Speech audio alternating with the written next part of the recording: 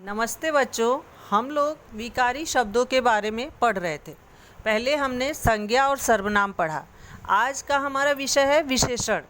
विशेषण जिसे कहते हैं एडजेक्टिव। संज्ञा या सर्वनाम की विशेषता बताने वाले शब्दों को विशेषण कहते हैं। जैसे काली गाय, लाल फूल। अब काली गाय में काली क्या है? गाय की विशेषता बताती है। लाल फूल, लाल शब्द जो है फूल की विशेषता बताता है, इसलिए ये दोनों शब्द विशेषण शब्द हुए। विशेषण 4 प्रकार के होते हैं। पहला है गुणवाचक विशेषण, दूसरा है संख्यावाचक विशेषण, तीसरा है परिमाणवाचक विशेषण और चौथा है संकेतवाचक या सार्वनामिक विशेषण। तो सबसे पहले हम देखते हैं गुणवाचक विशेषण क्या होता है।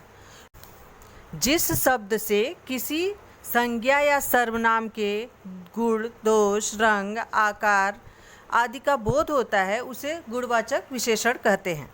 जैसे रतन अच्छा लड़का है, उसकी कमीज सफ़ेद है। अब लड़का जो है संज्ञा है और उसकी विशेषता क्या है? अच्छा। तो ये अच्छा शब्द जो है वो रतन की विशेषता है, इसलिए विशेषण शब्द हो गया। दूसरा है कमीज सफ़ेद है, तो सफ़ेद शब्द कमीज की विशेषता बताती है, इसलिए ये गुणवाचक विशेषण हुए। आगे है संख्यावाचक विशेषण। जिस विशेषण शब्द से वस्तुओं की संख्या का बोध होता है उसे संख्यावाचक विशेषण कहते हैं। संख्यावाचक विशेषण 2 प्रकार के होते हैं। पहला निश्चित संख्यावाचक विशेषण और दूसरा अनिश्चित संख्यावाचक विशेषण। निश्चित संख्यावाचक विशेषण शब्द वो होता है जब किसी वस्तुओं की निश्चित संख्या का बोध होता है तो उसे निश्चित संख्यावाचक विशेषण कहते हैं। जैसे 3 आदमी, 2 बच्चे, 10 पेड़। अब 3, 2, 10 ये तीनों जो है विशेषता बताते हैं। आदमी की संख्या बताते हैं, बच्चे की संख्या बताते हैं, पेड़ की संख्या बताते हैं, इसलिए ये निश्चित संख्यावाचक विशेषण। दूसरा है अनिश्चित संख्यावाचक विशेषण। हमें संख्या की निश्चित जानकारी नहीं होती है तो उसे अनिश्चित संख्यावाचक विशेषण कहते हैं। जैसे सैकड़ों लोग, कुछ बच्चे।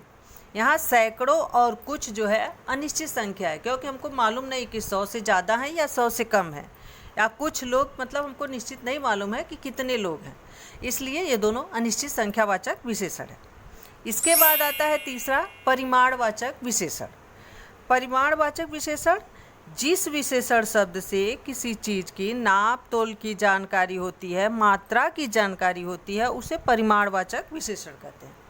परिमाणवाचक विशेषण 2 प्रकार के होते हैं, निश्चित परिमाण, अनिश्चित परिमाण। निश्चित परिमाण वे होते हैं जब हमें किसी भी चीज़ की मात्रा की निश्चित जानकारी का बोध होता है, निश्चित मात्रा का बोध होता है, उसे निश्चित परिमाणवाचक विशेषण कहते हैं।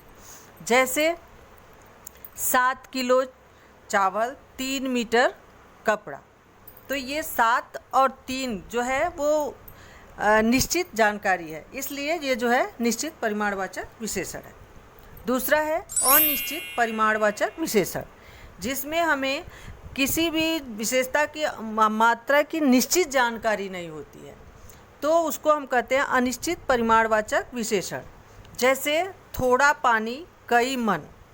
तो यहाँ थोड़ा मतलब मालूम नहीं मुझे कि कितनी मात्रा में पानी है, तो इसलिए इसको अनिश्चित परिमाणवाचक विशेषण कहते हैं। चौथा है संकेतवाचक विशेषण या सार्वनामिक विशेषण।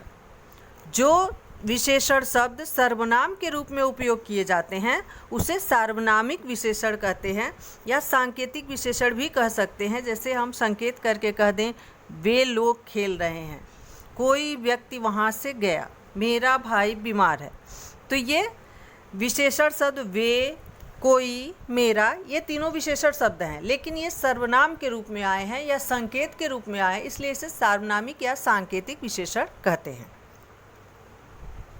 अब इस तरह से हमारा विशेषण खत्म हुआ और अगले वीडियो में हम क्रिया के बारे में देखेंगे। Thank you.